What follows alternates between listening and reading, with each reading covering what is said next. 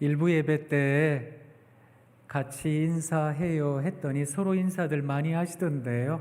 그냥 저하고 인사하시면 됩니다. 제가 좋아하는 인사말이 있는데 사랑합니다 라고 인사하시는 겁니다. 우리 같이 인사하겠습니다. 여러분 사랑합니다. 사랑합니다. 사랑합니다. 조금 용기를 내셔야 되는데요. 두 눈을 크고 동그랗게 뜨시고 우리 옆에 계신 분들을 바라보며 탄성하고 감탄하도록 하겠습니다. 우와! 이야! 우와! 일부 예배 때 참석 못하신 분들을 위해 아주 짧게 일부 예배 말씀을 요약하자면, 사랑하는 성도 여러분, 해마다 연초가 되면 이 찬송 잘 안 부릅니다. 연말이 되면 참 많이 부르는 찬송이 있습니다. 또 이 찬송은 젊어서는 잘 안 부릅니다. 나이가 많이 잡수시면 즐겨 부르는 찬송이 있습니다. 뭔지 아시지요? 지금까지 지내온 것 주의 크신 은혜라, 한이 없는 주의 사랑 어찌 이루 말하랴. 자나깨나 주의 손이 항상 살펴주시고 모든 일을 주 안에서 형통하게 하시네. 아멘. 저도 아멘입니다. 그런데 사랑하는 신앙 가족 여러분, 한번 가만히 생각해 보시지요. 이 찬송을 즐겨 부르시는 연세 지긋하신 어르신들 가운데에는 일제시대를 경험하신 분들이 계십니다. 6.25 전쟁을 경험하신 분들도 계세요. 참 어려운 삶을 살아내신 겁니다. 그 가난했던 세월 60년대, 70년대를 살아내시지 않았겠습니까? 어떻게든 내 자식들, 우리 가정 건사시킬 겁니다. 그러고 넉마주의라도 해가지고 식구들 먹이겠다고 노력하신 어르신들 아니겠습니까? 그런 분들이 즐겨 부르는 찬송, 지금까지 지내온 것 주의 크신 은혜라. 근데 솔직히 생각해 보세요. 그게 은혜입니까? 그게 뭐가 대단할 거 있다고요? 그게 뭐가 대단한 은혜라고요? 이런 생각이 들 일입니다. 그런데 고백하는 겁니다. 지나온 일들 모든 것 들여다봤더니 하나님 은혜 아닌 것 하나 없습니다. 우리 하나님께서 지금 여기까지 도와주셨습니다. 하나님의 사랑이 얼마나 큰지, 그 주님의 사랑에 우리들의 신앙의 반석 삼습니다. 주님 고맙습니다. 그러고 살아오셨던 거, 그걸 생각해 보면 믿음이라는 게 무엇일까? 그걸 가늠할 수 있는 겁니다. 세상이 이야기하는 기준, 잣대, 그것에 마음을 빼앗기는 것이 아니라, 내 마음이 경도되는 것이 아니라 하늘의 기준을 갖고 하늘 시민권을 가진 사람으로 이 세상 살겠습니다. 그게 행복한 가정을 이루는 시선이라는 주제로 일부 때 하나님 말씀 속에서 은혜를 나누어 보았습니다. 이제 2부 이 말씀 속에서 어떻게 하면 행복한 가정을 건설할 수 있을까? 팁을 한 가지만 좀 배워가시면 참 좋겠습니다 싶습니다. 사실 이 말씀은 제가 몇 해 전에 우리 교회에 왔더랬습니다. 기억이 나실런지는 잘 모르겠습니다만 제가 사랑합니다 우와 했을 때 눈치채신 분들도 계실 텐데, 제가 오늘 왜 사랑합니다 하고 왜 우아하는지를 좀 말씀드리도록 하겠습니다. 요한 서신을 보면 우리 하나님 사랑이시랍니다. 그렇다면 사랑합니다라는 말은 하나님 합니다입니다. 우리 하나님 살아계시니까 우리 하나님 반드시 우리를 잘해 주실 거니까 하나님이 하실 거예요. 하나님 하십니다. 그래서 그리스도 공동체는 모일 때마다 사랑합니다 합니다. 우리를 빚어가시는 하나님께서 가지고 계시는 계획이 크니까 우리 당장의 마음에는 실망할 것도 많고 가슴 아픈 것도 많을 테지만 하나님께서는 내가 나 자신이라는 것을 통해서 하나님의 나라를 넓혀 가기를 우리 하나님 원하고 바라시는 거 아니겠습니까? 그렇다면 내가 가지고 있는 게 비록 초라하고 보잘것없다 할지라도 내가 가지고 있는 눈물을 가지고 누군가의 눈물을 씻어줄 줄 압니다. 내가 가진 한숨으로 누군가의 한숨과 더불어 섞여 시원케 할 수 있는 거 아니겠습니까? 그런 삶을 하나님께서 우리로 살기를 원하신다면 사랑합니다 하고 고백해야 되지 않겠습니까? 또 창세기 1장을 바라보면 우리 하나님께서 첫째 날부터 여섯째 날까지 천지를 지으시고 보시기에 좋아하셨답니다. 좋다라고 하는 이 히브리어 단어의 히브리 단어는 토브라는 단어입니다. 우리 유치원생들 같긴 하지만 한번 따라해 보겠습니다. 토브. 자, 이제 제가 이걸 설명해 드리려고 동시를 하나 들고 왔습니다. 제가 좋아하는 동시 작가 가운데 곽혜룡이라는 아동문학가 선생님 계세요. 이분이 귀뚜라미라는 동시를 쓰셨습니다. 한번 들어보세요. 귀뚜라미. 귀뚜라미가 귀뚤 막힌 귀를 뚫어준다. 대모처럼 내 귀에 꽉 박힌 소리 귀뚤 말끔하게 뚫어준다. 우와. 이야. 고맙습니다. 그런데 지금 얼굴들 표정을 뵈니까 적잖이 당황들 하신 것 같은데요.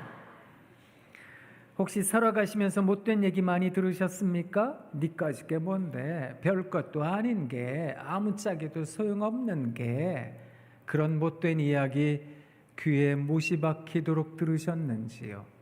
그것 뚫어내라고 우리 하나님께서 우리들에게 귀뚜라미를 주셨답니다. 우와. 이야. 아무래도 표정들이 심상치 않으신 것 같아요. 지금 잘 따라오고 계세요?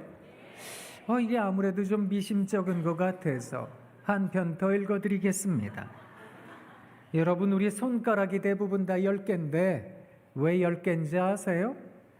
한민복이라는 시인이 우리 손가락에 대한 시를 적었습니다.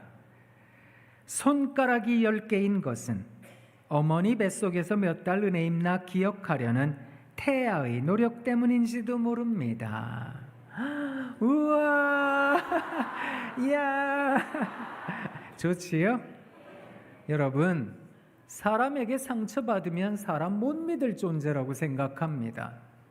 사람, 그거 도저히 못 믿어. 머리 검은 짐승은 드리는 게 아니랬다고. 그런데 사랑하는 여러분, 우리가 엄마 뱃속에 있을 때 몇 달 은혜 입나 기억하려고 이걸 손꼽을 줄 아는 존재였다는 겁니다. 1달, 2달, 3달, 4달, 5달, 6달, 7달, 8달, 9달, 10달. 그래서 손가락이 10개인 채로 두 손 꼭 쥐고 세상에 태어나왔다라는 겁니다. 우와. 이야. 얼굴들이 좀 더 밝아지셨어요. 기분 좋아. 한 편 더 읽어드리겠습니다. 지금 밖에 비 오는데요. 비 오는 날이라는 시를 김기현이라는 아동문학가 선생님이 쓰셨습니다. 들어보세요. 후두둑 후두둑 작은 물방울 글씨로 촉촉이 답안지를 가득 메워 주룩주룩 주르륵 여기도 동그라미 저기도 동그라미 채점을 한다. 비 오는 날은 여기도 100점 저기도 100점 틀린 곳 하나 없이 사방이 동그라미 모두가 100점이다. 와, 야, 좋지요.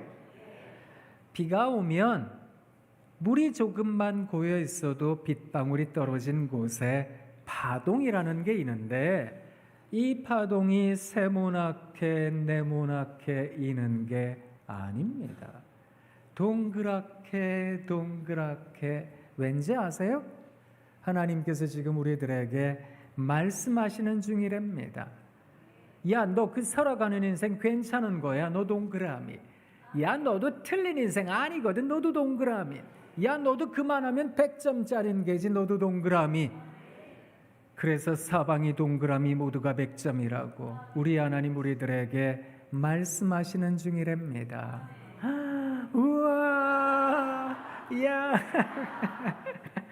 제가 여러분들께 느닷없이 동시를 읽어드린 데는 이유가 있습니다.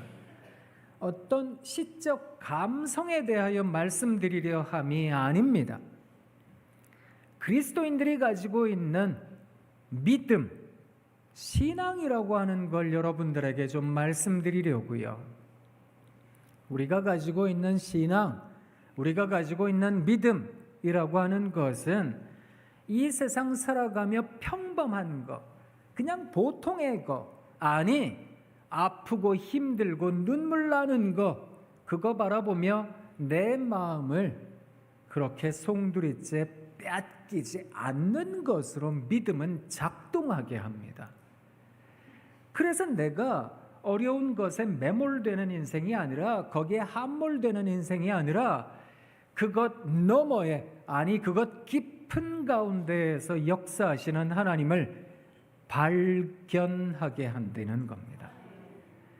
옛날 목사님들께서 그런 얘기 많이 하셨습니다. 성도들을 권면할 때 성도 여러분 영안이 열려야 됩니다. 그런 말씀들 많이 했습니다. 영적인 눈을 뜨셔야 됩니다. 이 말입니다. 영적 감각을 여시라 이 말입니다. 쉽게 말씀드릴까요? 십자가 십자가 내가 처음 볼 때에 나의 마음의 큰 고통 사라져 오늘 믿고서 보세요. 내 눈 밝았네 참 내 기쁨 영원하도다. 어떻게 하면 기쁨이 영원할 수 있을까요? 이 세상 많은 사람들은 그저 내가 원하는 게 이루어지면 기뻐한다고 생각합니다. 내가 바라던 게 성취가 되면 기쁘다라고 말합니다. 아니, 내가 딱히 바라고 원하지는 않았지만 나한테 벌어지면 좋은 일 벌어졌을 때 우리는 그때 기뻐한다 이렇게 말을 합니다. 그런데 성경이 우리들에게 무엇을 가르쳐 주는가 하면 기쁨을 신앙의 고백이라고 말하는 겁니다. 하나님께 나아가는 사람들은 언제나 고백해야 됩니다. 하나님 고맙습니다. 우와 하고 말입니다. 우리 아이들도 잘하는데요. 주 안에서 항상 기뻐하라. 내가 다시 말하노니 기뻐하라. 너희 관용을 모든 사람들이 알게 하라. 주께서 가까우시니라.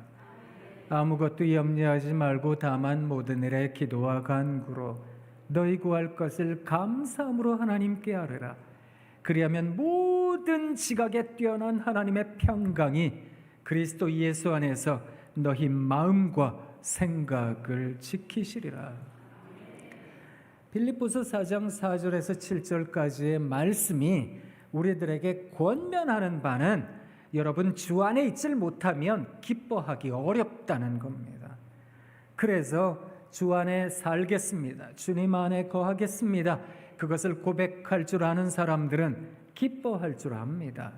왜냐고요? 이 세상이 나를 기뻐하게 하지는 못할지라도 하늘 하나님께서 우리를 기뻐하시니까, 그래서 우리는 기쁨의 이유를 찾는다라는 겁니다. 예전 가수신데 윤형주라는 분 아세요? 이분이 온누리교회 장로님입니다. 이 장로님을 뵀는데 저한테 그러세요. 목사님, 제가 공연 때마다 즐겨 부르는 찬송이 하나 있는데 이 찬송을 집에서도 자주 불렀더니 우리 아이들이 그 찬송을 따라 하더라고요. 사실 이 찬송은 저희 어머니가 저에게 가르쳐 준 찬송이었는데 어머니의 찬송가가 제 찬송가가 되고 제 찬송이 우리 애들의 찬송이 됐습니다. 이러고 저한테도 불러주세요. 저장미꽃 위에 있을 아직 맺혀 있는 그때에 귀에 은은 이 소리 들리니 주 음성 분명하다. 주님 나와 동행을 하면서 나를 친구 삼으셨네. 우리 서로 받은 그 기쁨을 알 사람이 없도다. 여러분, 이 찬송가 가사의 작사가가 뭘 말하고 있는지 아십니까? 지난 밤이 너무너무 괴로웠던 겁니다. 하나님 도와주세요, 살려주세요. 하나님 앞에 엎드려 간구했던 겁니다. 하나님 제발 좀 저희 부모님 고쳐주시고 우리 애기 좀 살려주시고 이 병에서 나를 놔주시고 눈물로 이리 뒤척 저리 뒤척하며 이 근심 저 걱정하다가 뜬 눈으로 밤을 새웠다는 겁니다.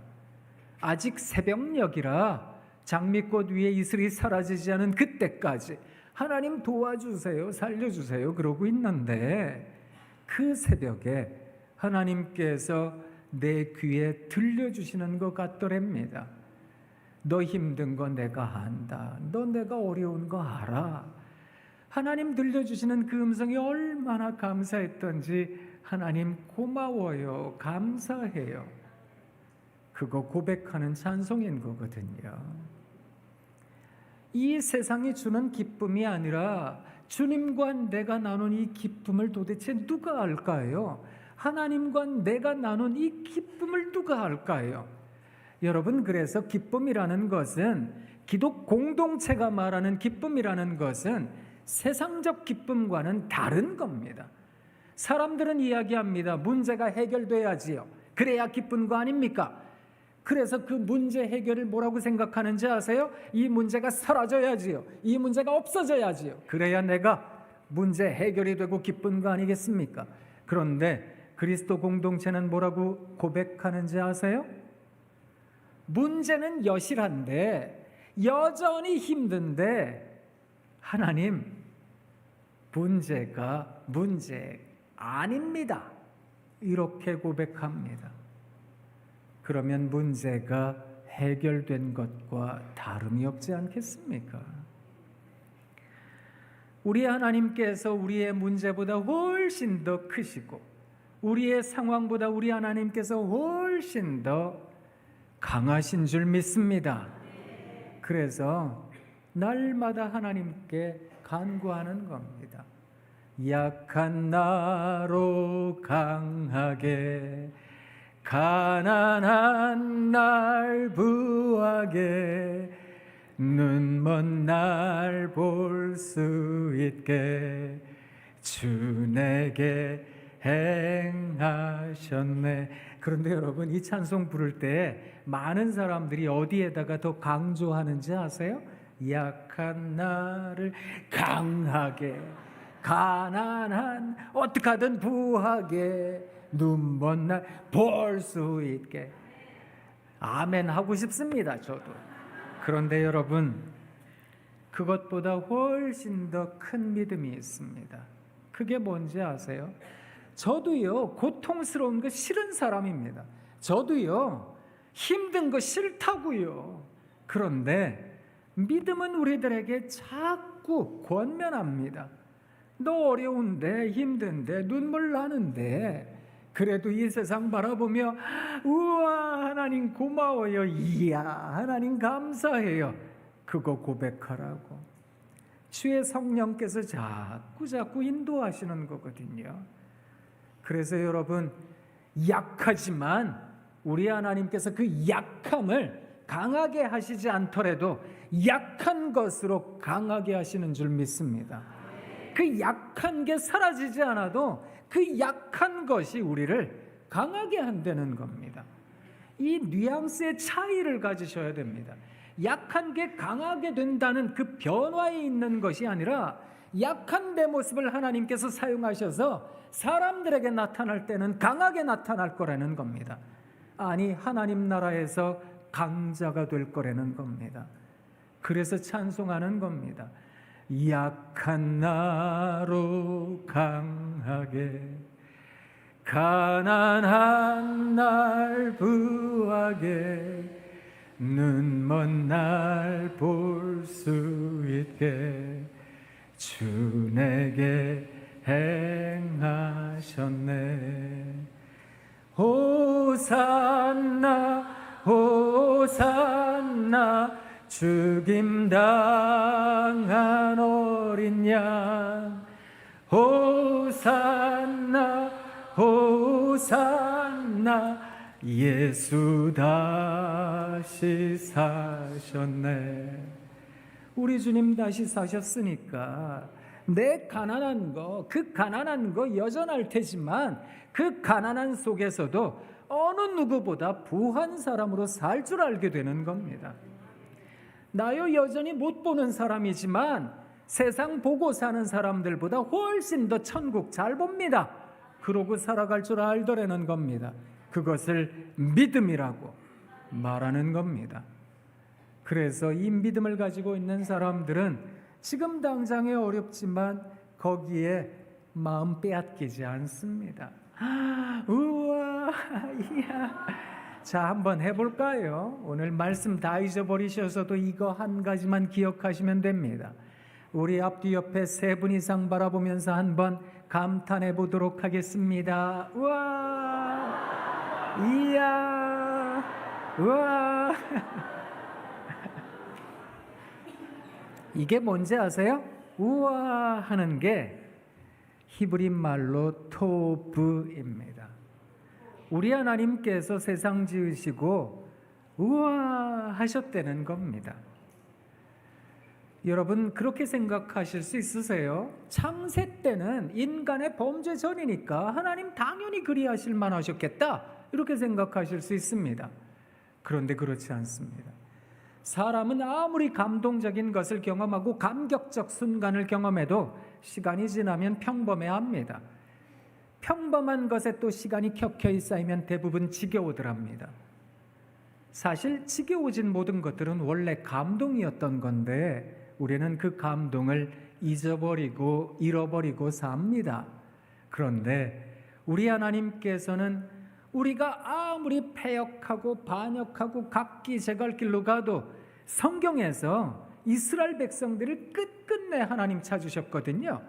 내 백성 예루살렘아, 내 백성 야곱아, 이스라엘아, 제발 좀 돌아와라, 돌아와라. 너희가 돌아오면 나는 너희 하나님 될 거야. 너희는 다시 내 백성 될 거다. 우리 새 언약을 맺자. 그리고 뭐라고 말씀하셨는지 아세요? 너희가 돌아오면 내가 너희를 선대할게, 너희를 환대할게, 너희를 긍휼히 여길게, 좋아할게, 기뻐할게, 안아줄게. 여러 가지 말로 우리말로 번역이 되었는데 히브리 말로는 모두 다 토브입니다. 우리 하나님 우리를 바라보시고 우와, 그 하나님은 자비의 하나님, 토브의 하나님, 그 하나님 긍휼하신 하나님, 토브의 하나님, 그 하나님 우리를 선대하시는 하나님, 토브의 하나님. 그는 우리를 기뻐하시고 즐거워하시고 우리에 대하여 좋아하시는 하나님, 토브의 하나님.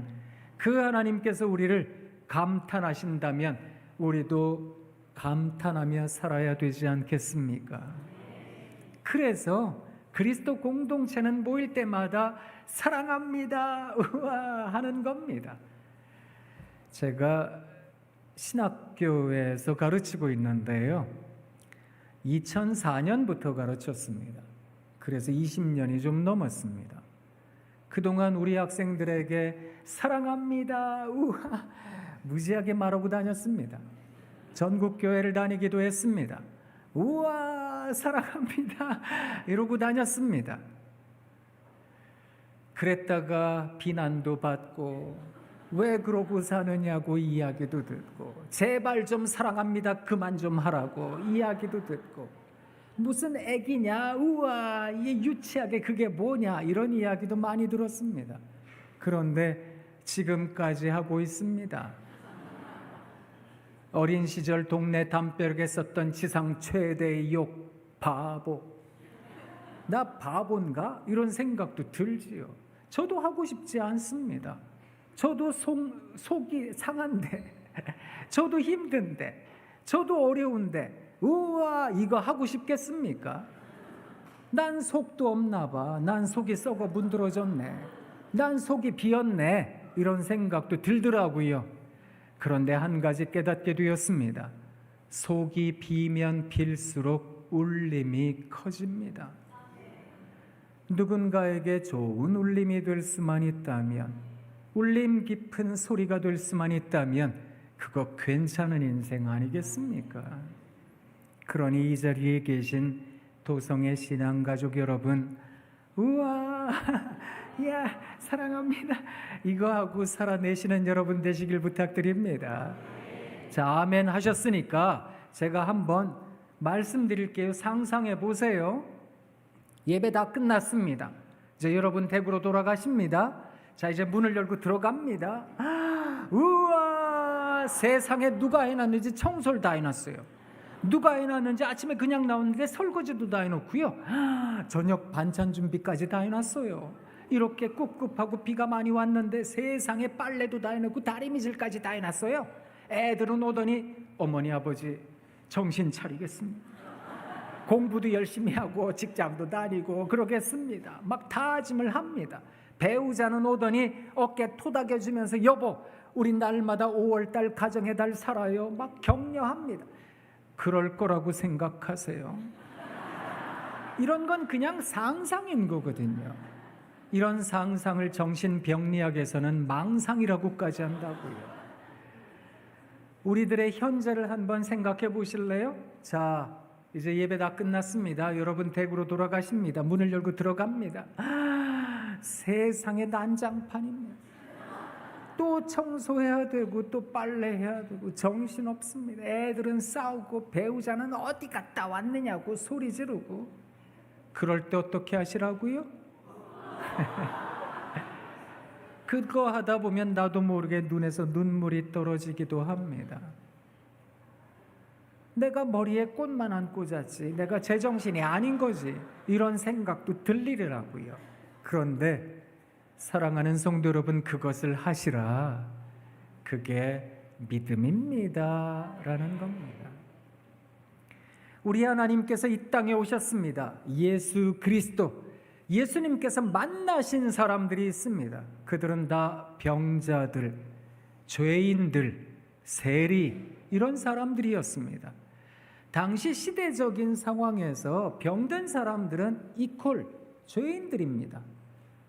참 사람들이 못 됐지요. 태어나면서부터 앞을 보지 못하는 사람을 예수님께 데리고 왔습니다. 예수님, 이 사람 시각장애가 이 사람 죄 때문입니까? 아니면 이 사람 부모 죄 때문입니까? 그걸 물어볼 정도였다니까요. 그런데 우리 주님께서 말씀하셨습니다. 하나님께서 하시고자 하는 일을 나타내고자 함이니까 함부로 말해서는 안 되는 거라고. 우리 주님께서 만나셨던 병자들, 죄인들, 우리 주님께서 그들의 친구셨다는 걸 압니다. 여러분 생각해 보세요. 그 예수님께서 병든 사람들을 다 모아놓고 산 위에 올라가셔서 들려주신 말씀이 있습니다. 그게 오늘 읽은 마태복음 5장에 있는 말씀입니다. 그런데 우리 주님께서 뭐라고 말씀하셨는지 아세요? 우리말 성경에는 예수님께서 심령이 가난한 자는 이렇게 시작한다 되어 있지만 헬라어 성경 원문에는 마카리오이라는 단어가 먼저 등장합니다. 이 단어의 뜻은 강복 선언입니다. 여러분은 복된 존재입니다. Blessed. 여러분은 복된 존재입니다. 이걸 먼저 선언하셨던 겁니다. 심령이 가난한 여러분, 애통해하는 여러분, 온유한 여러분, 의에 줄이고 목마른 여러분, 긍휼히 여길 줄 아는 여러분, 마음이 청결한 여러분, 화평케 하는 여러분, 의로움 때문에 고통당하는 여러분, 여러분에게 복이 있습니다. 이걸 선언하셨던 겁니다. 생각해 보세요. 만약 병든 제가 예수님 앞에 서 있었다면 저는 무슨 생각했을까요? 아니, 예수님 이상한 말씀하시네. 이 세상이 나더러 너는 복도 치질이도 없어. 그렇게 병 걸리고 넌 복이 없는 존재야. 이러던데요. 그런데 우리 주님께서 말씀하셨습니다. 여러분은 복된 존재입니다. 거기서 한 걸음 더 가셨습니다. 여러분은 세상의 소금입니다. 소금이 맛을 잃어버려서는 안 되는 겁니다. 그걸 선언하셨습니다. 사람들은 또 의아해졌을 겁니다. 우리가 필요한 존재라고요? 이 세상이 나더러 너는 쓸모없어 그러던데요. 아니요. 여러분은 세상의 빛입니다. 사람들이 등불을 들어 말 아래 두는 게 아니라 등경 위에 두는 법입니다. 여러분 착한 행실 높이 드세요. 사위에 있는 동네가 다 드러나도록 하세요. 하나님께 영광 돌리세요. 그걸 당부하셨던 겁니다. 예수님의 말씀을 생각해 보면 예수님 앞에 있는 병자들, 죄인들, 그들을 향해서 여러분은 복된 존재입니다. 소금입니다. 빛입니다. 말씀하셨다는 겁니다. 우리 하나님께서 세상 지으시고 우와 백성들이 아무리 각기 제갈 길로 가도 너희가 돌아오면 이야 우리 주님께서 이 땅에 오셔서 우리를 향해서 우와 우리 하나님께서 그렇게 우리를 살리고 계신다라는 겁니다. 제가 한 가지 깨달은 거 있습니다. 우리 하나님께서 우리를 흙으로 지으셨습니다. 코에 생기를 불어넣어 주셨습니다. 그걸로 끝난 줄 아세요? 아니요. 우리들에게 이 말씀을 주셨습니다. 성경책을 주신 이유가 어디에 있겠습니까? 말씀을 읽을 때마다 우리가 영적으로 느끼는 게 있는 겁니다. 솔직히 어렵지 않은 사람 어디에 있습니까? 죽고 싶지요. 그런데 하나님 말씀 펴서 읽다가 보면 영적으로 느낍니다.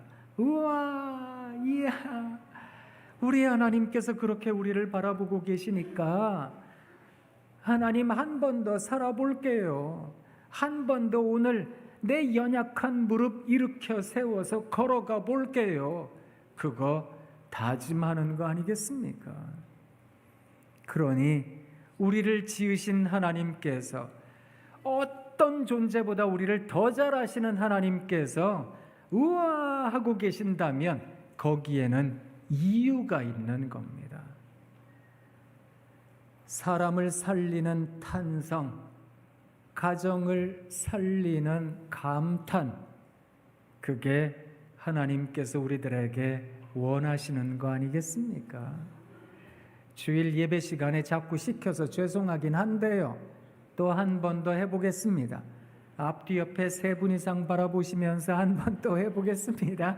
우와, 우와, 이야.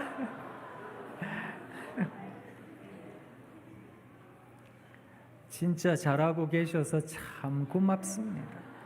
이거 꼭 하셔야 됩니다. 대략 한 10여 년 전쯤에 연세가 많이 드신 집사님이 저를 찾아왔습니다. 젊은 목사를 찾아왔습니다. 목사님, 이거 어떻게 해야 될지 모르겠습니다. 왜 그러시는데요, 집사님? 여쭤봤더니 이분이 80 중반이셨어요, 그때. 근데 60이 조금 넘어서 암에 걸렸는데 그래도 하나님께서 진짜로 잘해주셔서 완치 판정을 받으신 겁니다. 그렇지만 또 정말 놀란 거예요. 그래서 이분이 그 뒤로 건강관리를 정말 잘하셨거든요. 그래서 튼튼하게 잘 지내셨다고요. 그런데 80 중반쯤 되다 보니까 아이 뭐 이제 난 살 만큼 살았는데 이 생각이 드시더래요. 그래서 자기가 좋아하는 거 하고요. 그냥 아무거나 먹고요. 그냥 관리를 하나도 안 하셨어요. 보니까. 그러다 보니까 몸이 이상해지시더랍니다.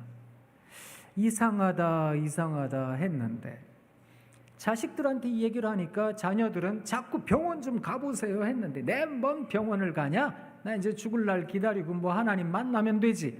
그러고 살았는데 갑자기 너무 아프시더래요. 그 병원을 갔더니 의사 선생님께 얘기를 들었는데 이거 정말 청천벽력 같은 얘기죠. 연세가 아무리 많이 잡수셨어도 의사 선생님이 그런 말 하면 다리가 후들거릴 일이거든요. 어르신, 연세가 많으시니까 말씀드리는데 아무래도 이건 어렵습니다. 그냥 준비하셔야 되겠습니다. 이 얘기를 들었다는 겁니다. 갑자기 화가 나시더래요. 이 돌팔이 의사 같으니라고 막 욕을 하고 나오셨대요. 그래가지고 다른 병원 또 다른 병원 갔는데 의사들한테 똑같은 얘기를 들으셨어요. 하나님께 화가 나시더래요. 하나님 왜 난데요? 왜 또 그러시는데요? 그냥 자다가 가만히 죽게 하시지 왜 아프게 하시는데요? 막 소리를 질렀대요. 근데 이분이 새벽에 일어나셔가지고 기도를 하는데 가만히 생각해 보니까 내 친구 누구는 길 가다가 엎어져가지고 세상 떠나고 누구는 어디 빠져가지고 갑자기 비명횡사하듯 세상 떠났는데 그래도 하나님 나한테 말미 주신 거 아닐까? 시간 조금 주신 거 아닐까? 그 생각이 드니까 이분이 종이를 하나 꺼내가지고 이 종이에다가 이제 하나님께 가기 전에 후회되는 거 없게 해야 되니까 후회되는 거 적었대요. 3번째 칸에 뭘 적었는지 아세요? 이분이 자식들에게 칭찬을 한 번도 안 한 거 이걸 적으셨대요. 그도 그럴 것이 이분 자수성가한 분이세요. 그런데 당신의 아버님, 그러니까 한참 전에 돌아가신 그 아버님으로부터 칭찬을 한 번도 못 들었대요. 왜 옛날 어른들은 귀한 자식일수록 함부로 불렀다고요. 개똥아 뭐 이렇게 함부로 불렀다고요. 그래야 오래 산다고, 장수하고 잘 된다고. 그래서 그랬는지 아버님께 한 번도 칭찬을 못 들어 그런지 자신도 자기 자녀들에게 칭찬을 한 번도 안 했대요. 자식들이 다 잘 됐어요. 그런데 좋은 학교 가고 좋은 직장 가도 그까진 놈가 그가 아무거나 하는 놈을 가지고 저놈의 자식이 저러고 있다고 막 욕을 하셨대요. 그게 후회가 되니까 이분이 저를 찾아오셨어요. 목사님 어떻게 해야 됩니까? 때마침 저도 시간이 되고 이분도 시간이 되는 날 하나를 잡았습니다. 가평에 가면 큰 교회가 하는 수련원이 하나 있는데 거기에 이분이 방을 다 잡으셨어요. 세미나실 이렇게 잡고 숙소들도 잡고 했습니다. 수련회 하듯이. 자식들 다 모였거든요. 할아버지가 다 모여라 이렇게 얘기를 했더니 4대가 모였습니다. 4대가 거의 한 40-50여 명이 모였어요. 애기들까지. 거기서 뭐 했는지 아세요? 거기서 집사님 일로 나오세요. 앞에 나오세요. 자, 이제 저 따라하세요. 사랑합니다. 우와, 이거 했거든요. 그랬더니 이분이 저한테 그러세요. 목사님, 저 그거 못해요. 죽어도 못해요. 그러시더라고요. 아니, 집사님 말씀이 곧 돌아가신다면서요. 이거 하셔야 돼요. 제가 막 강권했거든요. 근데 이분이 사랑한다! 막, 야! 막 이러고 그러셨어요. 앞에 있던 큰아들이 막 울기 시작했어요. 막 우니까 뭐 그 아내도 울고 다른 자녀들도 울고 그 뒤에 손자들까지 다 울고 막 집안이 다 울었어요. 그 밤에 얼마나 울었는지 몰라요. 그분 그 뒤에 얼마 지내시다가 하나님 나라 가셨는데 그 자녀들이 저를 보면 뭐라 그러는지 아세요? 목사님, 그날 그 밤에 우리 마음속에 있었던 한이 풀렸습니다. 그 얘기를 합니다. 심리학자도 교육학자도 사회학자도 말하는 거 하나가 있습니다. 사람이 태어나면 어떤 삶의 목적 하나가 생긴대요. 그게 뭔가 하면 자기를 낳아준 혹은 자기를 길러준 사람에게 인정받는 것. 혹시 여러분 나이가 있으시더라도 부모님 생존에 계세요? 그 부모님이 우와 우리 딸 덕에 아버지가 살아. 이야 우리 아들 덕에 어머니가 어깨 기대고 살지. 그 얘기 듣잖아요. 자식들이 난 별것 아닌데 이런 삶을 살아도 세상을 다 가진 것 같다니까요. 우리가 왜 그렇게 해야 될까? 행복한 가정을 위해 무엇을 해야 될까? 하나님께서 가르쳐 주신 겁니다. 생각해 보세요. 하나님께서 이 세상 지으시고 우리를 지으시고 가만히 보실 때마다 얼마나 답답하시겠습니까? 왜 얘네들은 믿음이 없냐? 왜 얘네들은 이러고 사냐? 얼마나 답답하셨을까요? 그런데 우리 하나님께서 우리를 바라보시고 우와 이야 메시아 예수 그리스도 이 땅에 오셔서 우와 이야 그걸 우리들에게 가르쳐 주셨다는 겁니다. 우리도 그리 살아야 되겠습니다. 자, 이제 앞뒤 옆에 또 세 분 이상 바라보며 또 한 번 더 연습해 볼게요. 우와 이야 우와. 여러분, 행복한 가정은 저 멀리에 있는 게 아닙니다. 행복한 가정, 돈 때문에 행복하다, 건강 때문에, 어떤 위치 때문에 집을 사서 그런 행복이요 금방 끝납니다. 하늘의 행복을 갖고 살아가시는 여러분 되시길 부탁드립니다.